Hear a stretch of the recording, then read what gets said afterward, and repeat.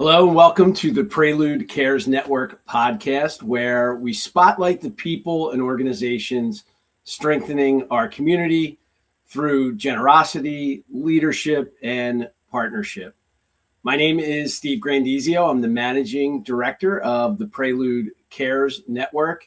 And today's broadcast is brought to you by Prelude Solutions, where we help our clients save money, significant money, on their technology spend through success-based audits, while also supporting the communities where we live and work. It is a true win-win-win. Today, I'm welcomed by Executive Director of Help Hope Live, Kelley Green, and Board Member, Kelley Simoneaux. Kelley and Kelley, welcome. Thank you for having us. So let's start with housekeeping items. How am I supposed to address you two? We should have thought this through beforehand before we booked two Kelleys. I mean, I like to say Kelley with her name spelled correctly and then Kelley with her name spelled wrong. Okay, that's a little long. That's a lot of words. That's true. Boxing KG? Kelley. KG. Oh, what's that? Boxing Kelley. Boxing Kelley. Okay. And World-class boxer. there you go. People may not get that reference. She'll have to explain that one. All right. So I guess probably there is no really good way. We'll have to just say KG the full works. name. KG. All right. We'll KG see how it works. goes. I may say KG. I may say ED Kelley, right? You said that's the way you get recognized around the office when Kelley Simoneaux's around. It's true. And Board Kelley. All right, cool. Awesome. Well, let's thank you both for being on. I really appreciate it. And let's start off with a question I like to ask. So I struggle with this with my own nonprofit Little Smiles, but Kelley Green, you're sitting next to me on an airplane. What does Help Hope Live do? We help people facing catastrophic health conditions meet their out-of-pocket medical expenses in a safe and trusted way. And that would be the easiest statement. However, a really complex conversation that we could partially address en route from, say, Philadelphia to LA. Got it. All right. It would be, yeah. So we're assuming like a quick hopper flight to DC, Right. Philly to DC. All right. So, and Help Hope Live has been around for 40 plus years. Correct? 43 years this year. 43 years. Amazing. And it has evolved over the years. In fact, this is its third name, correct? This is, Yeah. yeah. So how has it evolved? Can you talk about the history and how it's evolved over the years? So we were founded by a heart transplant surgeon. He and his wife founded this charity, recognizing that at that time, heart transplants were experimental. So they weren't really covered by health insurance. Started this charity to figure out ways to bring together communities of support to help people who couldn't afford a heart transplant. It started there. It has grown exponentially since then, since 1983. We have raised over $215 million to help people with their out-of-pocket expenses in that time. Yeah, it's been an incredible evolution, and yet never loses its core mission, which is how do we help people with catastrophic conditions so that they don't face a financial crisis. So 215 million over 43 years. What's today's numbers? What will you raise or what did you raise in 2025? And in 2025, we raised 11.5 million to help people with their expenses. It's amazing. And when I think of people raising money for medical bills and everything, I think of GoFundMe, right? I think that's with the brand name that's out there. What makes what you do in your platform different? You know, it's funny that you say that because I say that all the time, right? We're this kind of boutique style of trusted and protected fundraising. And we're very similar to GoFundMe. But if you imagine that we were founded back in the day, 43 years ago, people were still using corded phones, right? We weren't exactly in this environment where you could just kind of blast out on social media your condition and where you are. So we've learned this expertise in medical fundraising from ground level up. And so we've learned to use all the new tools at our disposal to raise more funds and to help more people and bring awareness. The evolution has been incredible. So we started with just heart transplants, grown to organ and cell transplants, and then moved on to spinal cord injury, traumatic brain injury, and then other illnesses. And in that vein, we've been able to help over 25,000 individuals to reach their out-of-pocket medical expenses. And it's Help Hope Live is the latest name.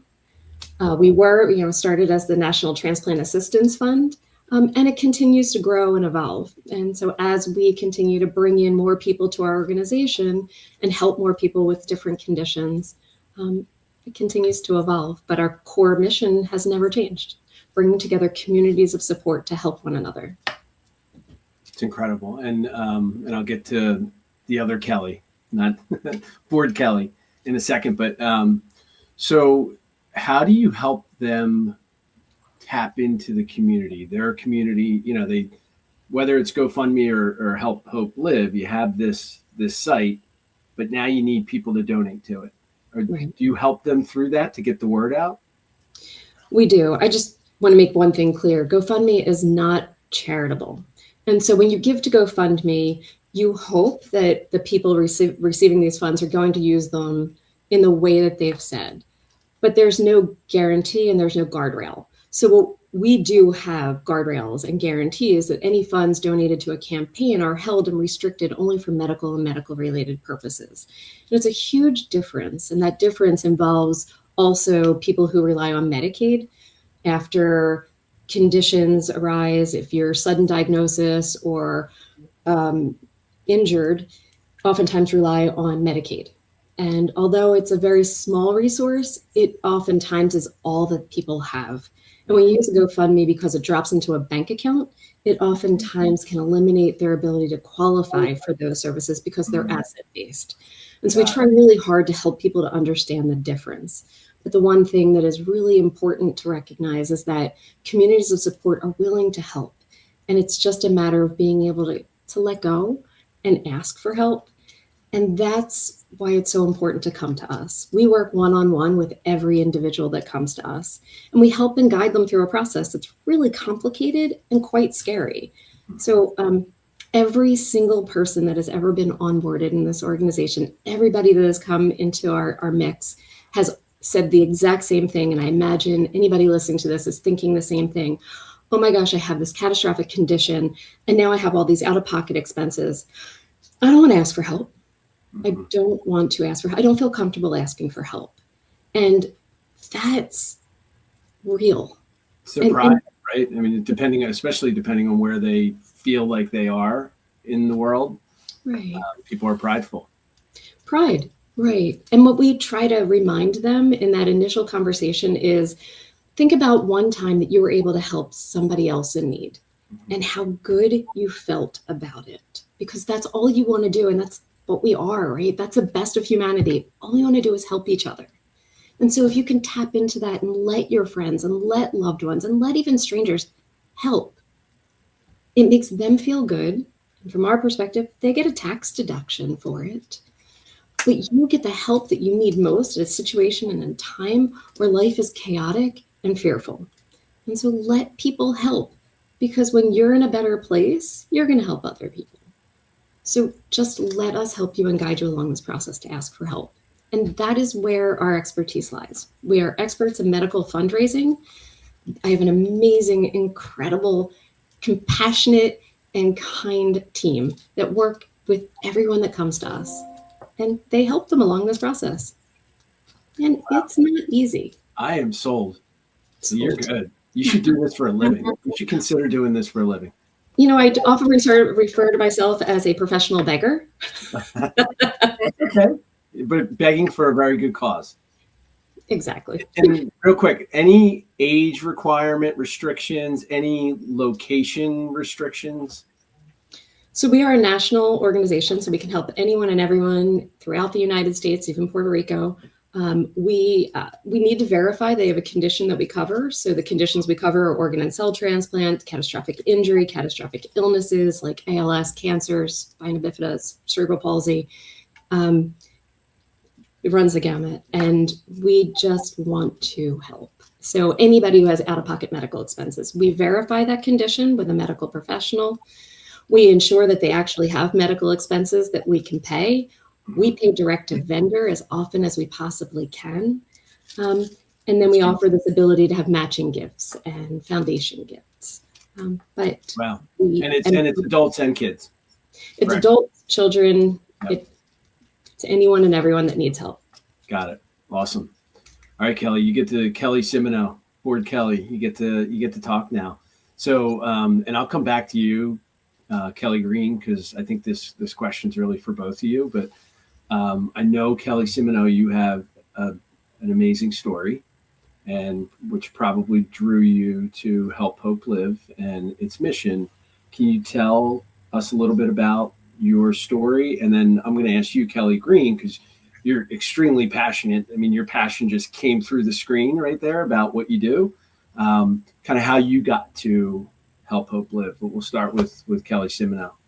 Yeah, and thanks for having us today. I think a lot of us involved with Help Hope Live have like our story of our why, and really that brings us to Help Hope Live from our own experiences, and that pours our passion into it. But for me, when I was 16, I was in a car wreck. I was in the back middle seat that only had a lap belt, and that defect caused my spinal cord injury. So in that 1 second, I was paralyzed.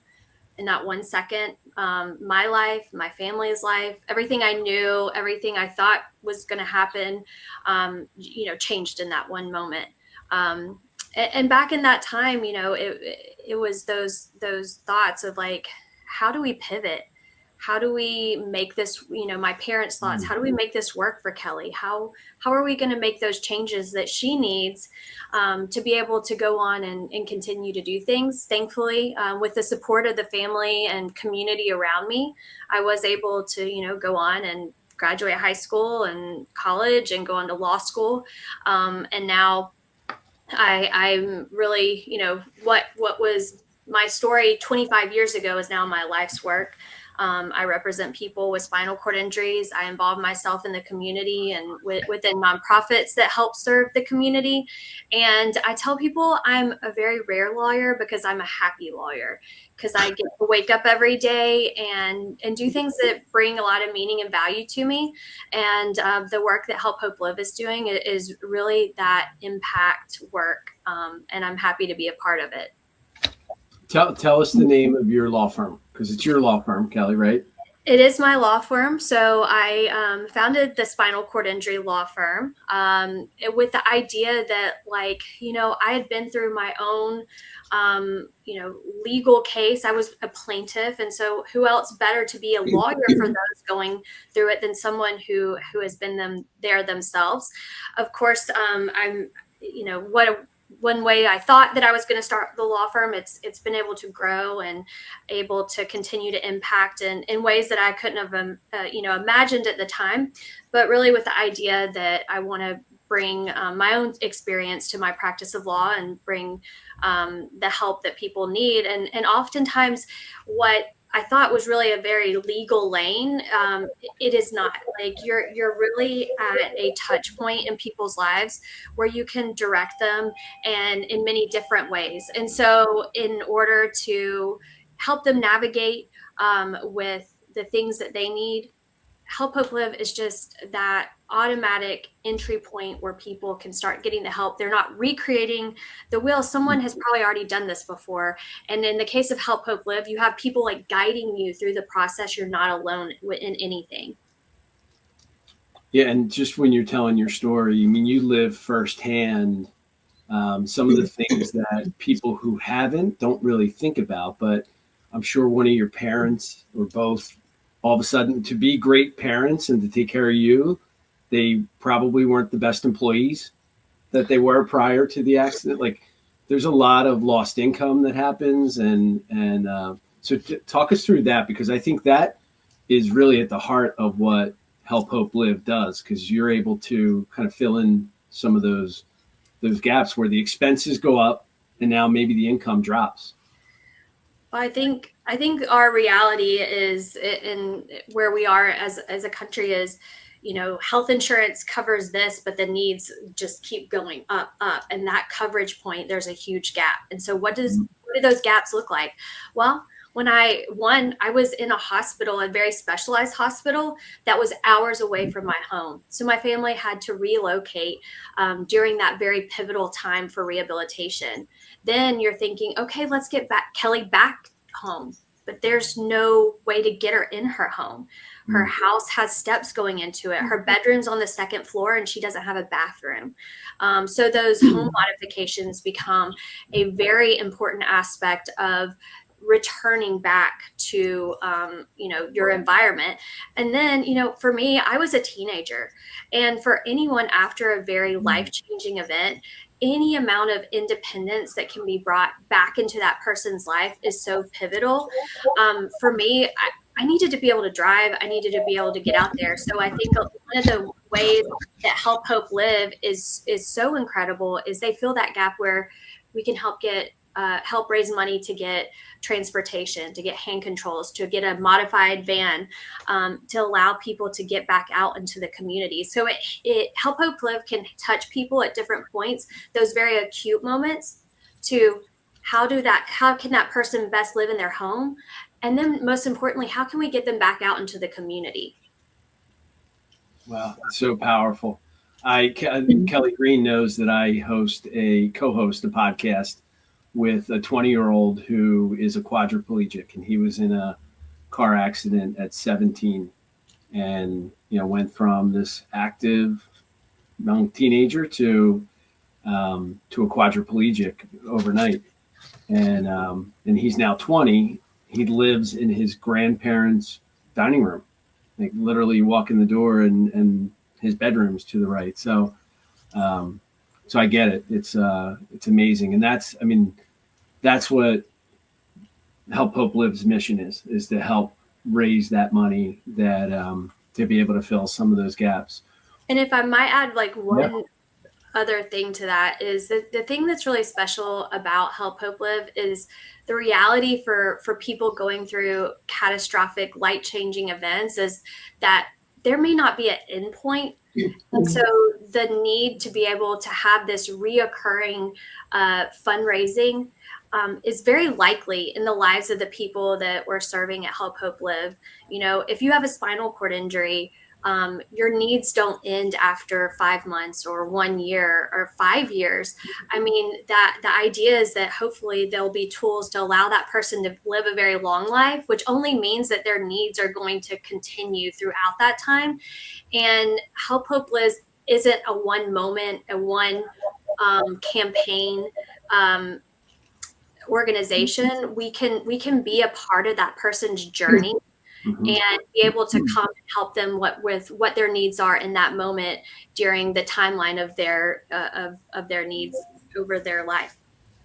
I love that you said that you're the happy attorney, because one of my pet peeves is when people use the phrase "it's the worst," and it's never about something that's the worst. It's about traffic or their plane being delayed or some stupid stuff that is not even close to the worst.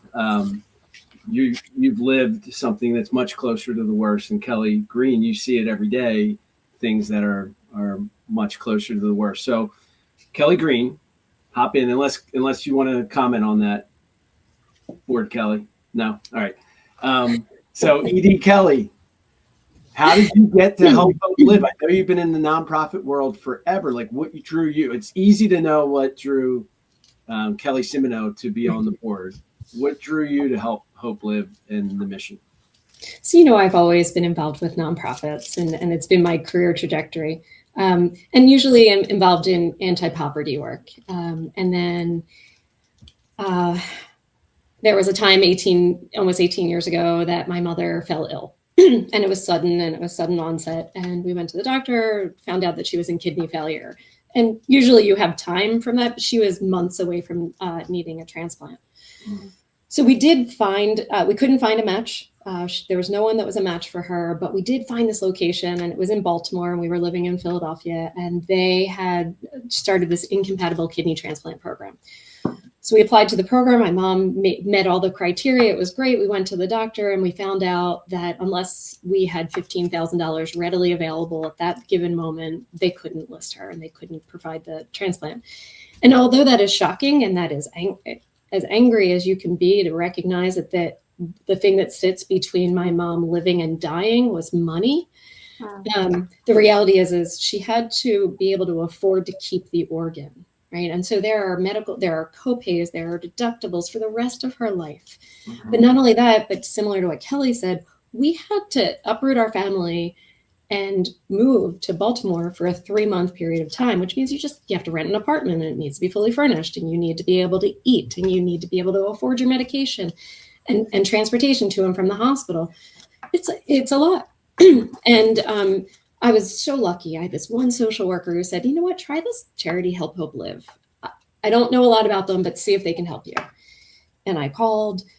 They accepted my mom in the program, which meant we had the financial backing to get started. We got moving. I had somebody on the other end of the phone working with me each day to help me and guide me through a really complicated process of, wait a second, I run nonprofits. I now need to ask for help to other people. I'm not used to this. I'm used to providing the help. But I had to get over I don't want to ask for help. And I was able to do that in a responsible way. They gave me this charitable component where people could give. It was restricted just for my mom's medical or out-of-pocket expenses.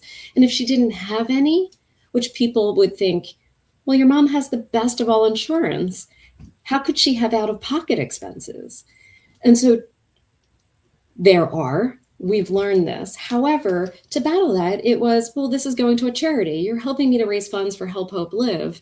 And if my mom doesn't need them, it goes to somebody else that lives in our area that has her same condition. It will help, and they're restricted just for out-of-pocket medical expenses by health condition. And so that allowed people to feel really good about giving. And within 3 weeks, we raised $18,000. My mom got her transplant, and she survived for 5 good years.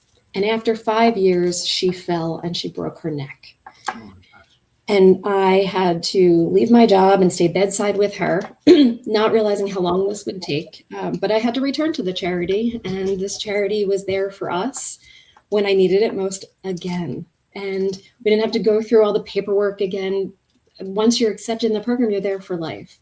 So I was able to restart our campaign, and now as a catastrophic injury. And the only thing we couldn't get was a ramp. And although the funds were there, we were using funds for other basic living expenses. And there was a hope that she would walk again. But my mom was 11 straight months in the hospital and didn't survive. Wow. So sorry. She passed now 13 years ago. And I heard of this job 8 years ago. And I couldn't think of anything in my life that I would want to do more. Everything happens for a reason. Right. I felt like my mom at that point. I was a consultant. She was from heaven above, pointing and saying, hey, kid, you probably need health insurance. Mm-hmm. Maybe you should. Here's a job that may inspire you. Because there was no reason this job should have showed up at my desk. I was not looking, but it did. And I couldn't think of anything else I wanted to do with my life. And since then, I've come to this charity to kind of expand and grow and help it to meet people where they are, even more so than what it was able to do for me. I see the gaps and what more we could do. And the charity has been growing and really meeting people more and more where they are and offering that additional assistance. And no longer should it be the luck of the draw of the specific social worker you have. So we're really building outreach and trying to help people to find out who we are before it's too late, before they go to GoFundMe and lose their benefits. Yeah. How do we get to people where they are? And so we build an entire outreach department to hopefully start spreading the word. And a variety of other programs. But amazingly powerful story. And I know you, and I didn't know that whole story of how you got to Help Hope Live. One thing that you did say that I want, that I think we can't stress enough, and I'd love if you have stats on it, great. But the fact that the overage, the unused money that is raised, which doesn't always happen, but could sometimes happen. How much of that is raised each year? Like what's a dollar? Do you track a dollar figure in just like the overage that goes back into does that go back into a general pool or operating expenses? How does that work? Slightly different. So it's sometimes people close their campaign. So if you have cancer, sometimes it's short-lived and you recover and you ring that bell and you are good. Mm-hmm. You no longer need the living expenses. You can go back to work. You're able to meet your bills again. Mm-hmm. So you can close the campaign. And if there's money left in that campaign, if there's money still available, we make sure that it is available to somebody else who has that same condition that lives in that same area. But it always changes if people transition. And unfortunately, many of the people we serve have a shortened lifespan. So oftentimes there's money raised in their honor, and that money goes back into emergency grants or assisting other families who are raising funds, and the availability of those restricted funds in that condition almost meet the need, but they need a little bit more. We're able to use those funds to pay it forward and help people to meet their out-of-pocket expenses. It's powerful. It's powerful. The ultimate pay it forward. Well, and I appreciate you both sharing your personal stories and how Help Hope Live helped you, Kelley Green. And I don't know if Kelley Simoneaux, if you knew about Help Hope Live back then, but what drew you to the mission.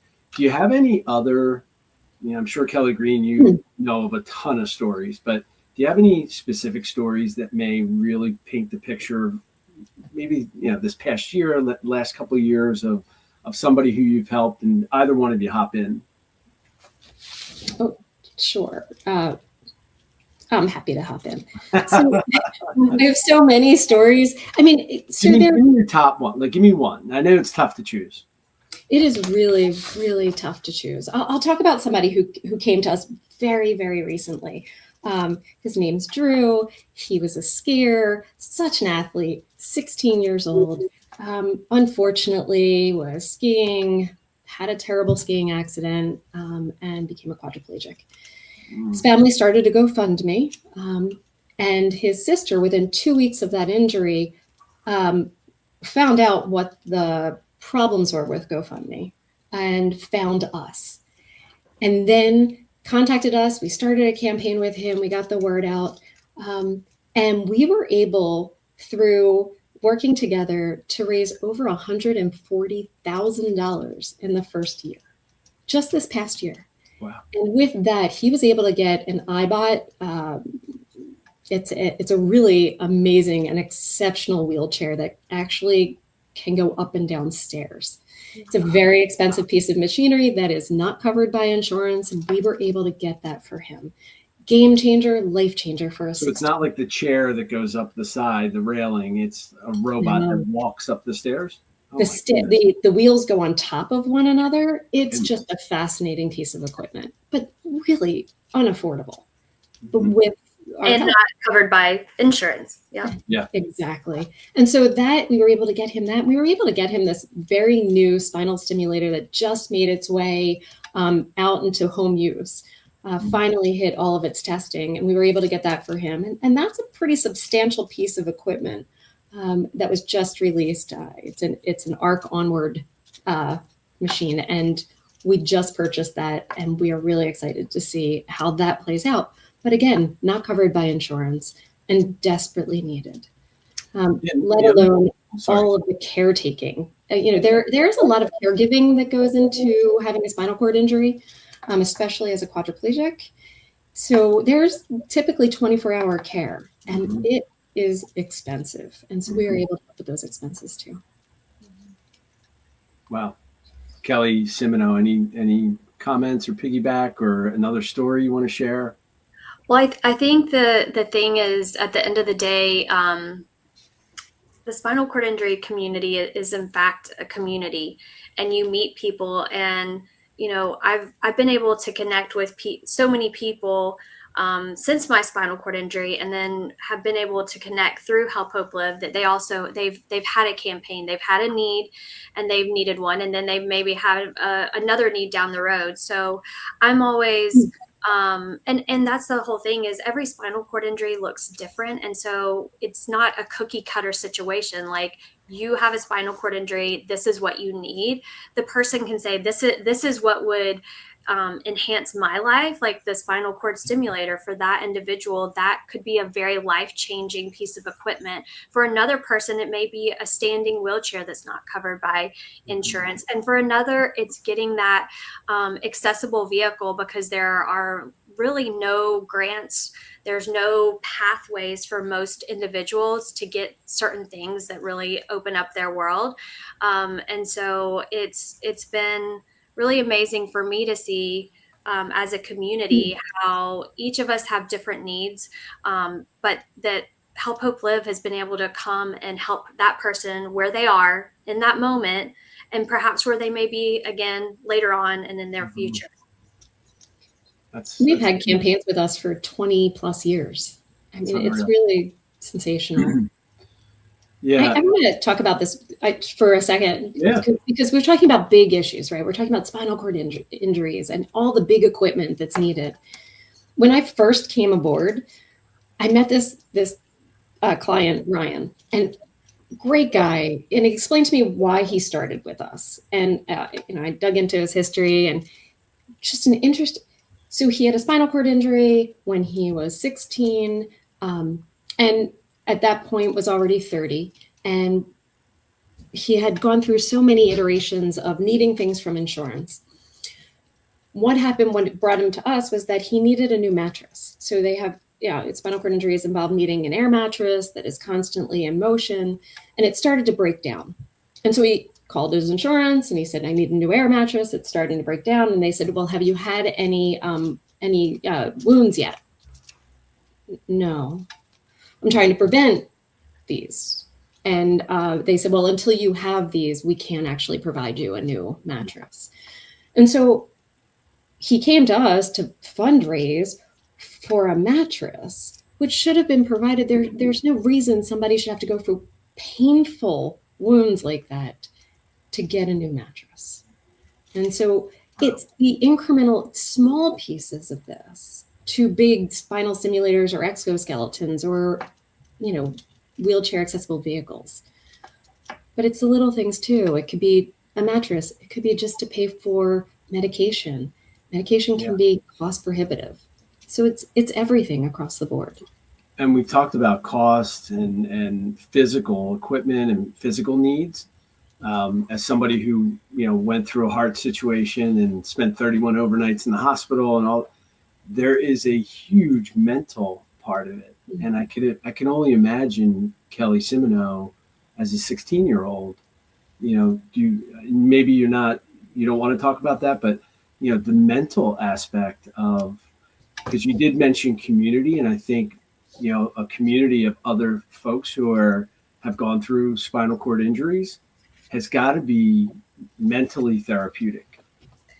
Yeah, I mean, one of the things when I talk to people, as they are newer in their injuries, is like your number one job after your injury is to pour into yourself, is to rest, is to heal, is to rehab, is to get the therapies, is to take advantage of those very limited days that you're now given, and make that be your number one thing. And really the only way that's possible is if you can build out that community around you that can start figuring out everything else. I was fortunate enough to have, amazing parents who just did not overlook a single thing when it came to my care, and built a community around those needs, bringing in whatever experts, whatever person we knew that had, maybe had something in the background that could now be of benefit to us. And so with Help Hope Live,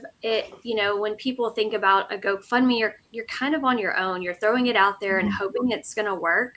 And with Help Hope Live, it's a well-oiled machine. Like, we know what we're doing and we know how to help people raise money. And that's what families need when they're going through these unthinkable moments, is someone that they don't have to carry that mental load. They can allow others to help build out, a platform that will allow them to be successful in raising money and ultimately get the things that they need, so that, again, their number one focus can be being well, healing, rehab, whatever the case may be. Powerful. Absolutely. So let's pivot a little bit and talk about, what are the biggest takeaways that you want somebody who's listening, watching this to take away, whether their organization wants to get involved, whether they want to get involved, like what can people do to help Hope Live? I mean, first and foremost, the easiest is come to our website, make a donation to a campaign, make a donation to the organization. We still need to keep the lights on and keep the staff working with each one of our clients. So donations are welcome. We always have fundraisers that anybody can give to or even participate in. So we have a fundraiser coming up, Hope Travels, which is on May 16th. It's a 5K. Although it is in Radnor, Pennsylvania, people are doing this across the country. Kelley is participating from DC with a couple other people, which is really exciting. There are ways to do this all across the country. This is a way to tell people we're here, make sure they know we're here. Like Kelley said, we're experts in medical fundraising. We cannot solve the medical crisis, but we will certainly do everything in our power to prevent a financial crisis. And that's who we are in this space. And we have 43 years of expertise to do it. And come walk, run, ride, or roll a 5K and get together with your friends and sign up. Have some fun. And you have other events too, right? You have that. You have a gala each year. Organizations can get involved sponsoring, right? What are some of the ways they can do with that? And then are there any volunteer opportunities for people to help? So there are. All of our clients have some in-person events that people can attend and help at. Other than that, when sometimes we have companies that we connect with. We connect with a variety of vendors and corporations, and we bring what we call bags of hope. So we have a Bags of Hope program where we can bring bags of hope to companies. We do a kind of lunch and learn. We'll bring a client or clients with us. We have done them with you, Steve.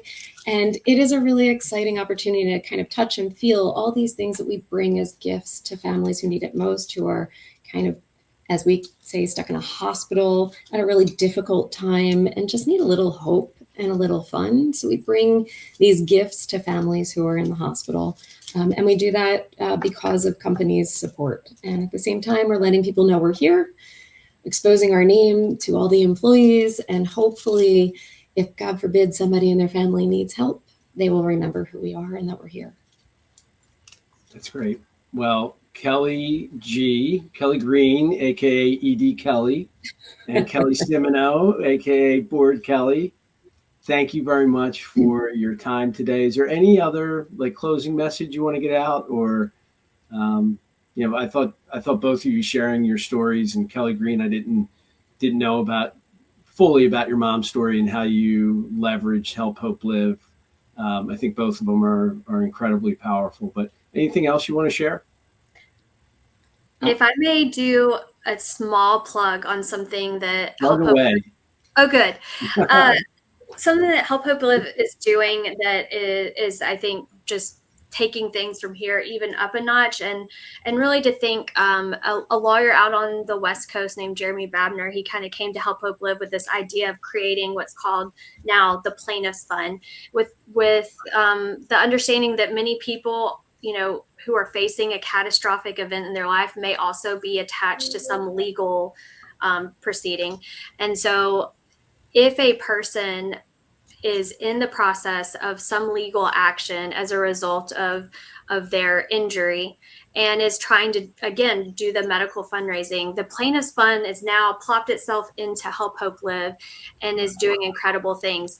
If a person qualifies for this, the Plaintiff's Fund automatically puts $5,000 into their campaign, because many studies have suggested that if you raise, if you have that chunk of money in there, people see that, it's going to build that momentum and create an even more successful campaign.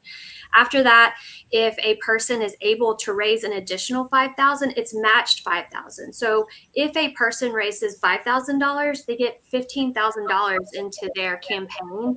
And we are so excited to see what that's going to bring to people. And again, these very unthinkable circumstances, but helping just boost them up and ultimately get them the things that they need.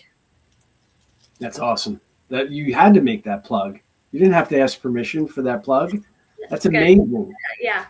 So, and it's when we want lawyers to know about it too. So if there's lawyers that are listening, we want them to know this is something that is good for your clients. If you're a person who's facing a legal issue related to your injury, this is for you as well. Awesome. And these funds are available to pay living expenses, medical needs, unrestricted. Restricted to medical and medical related purposes. Got it. Sorry. Next step. So this is what we call a compassion fund. We have a variety of compassion funds. And so people like Jeremy have come to us and they've said, we want to help a specific condition, or we want to help a specific piece of equipment. And so there are funds available. But first and foremost, if anybody is listening to this and they have a friend or a family member that is facing a catastrophic condition, call us. Mm-hmm. We know they don't want to ask for help. We know how hard this is. Mm-hmm. Just give us a chance to walk you and your family through this process, that we have learned that we succeed in this effort, and we have funds available. So sometimes it's just make that call and get to us. And so let's figure out how to activate a community of support to make sure that the out-of-pocket expenses aren't what stop you from healing or thriving. And all of this information, the fund, all of that is available on the Help Hope Live website, correct? Okay, and that's below. So we have that down below. So if you'd like to learn more of the amazing work that Kelley Green and Kelley Simoneaux and the rest of the board of directors and the staff are doing at Help Hope Live, please go to the website down at the bottom. And Kelley and Kelley, I really appreciate you sharing your personal stories, sharing your connection to Help Hope Live and just the Help Hope Live mission with us today. Thank you. Thanks for having us. Take care. Thanks, Steve. Thank you for tuning in to this episode of the Prelude Cares Network podcast. The Prelude Cares Network gives back to incredible causes throughout the community, and we're highlighting those causes in this podcast. But the core of our program is working with companies like yours to be able to help you save money and give back to the community without spending a penny. So it's the true win-win. If you're interested in learning more about what Prelude does and the Prelude Cares Network, go to preludesolutions.com/giving back, and you can learn more. Reach out to me. You can link in with me on LinkedIn at Steve Grandizio. Follow us on LinkedIn at Prelude Solutions, and we'd love to be able to help your company and your organization save some dollars and also make a contribution to some fantastic causes. Have a great day. Thank you for joining.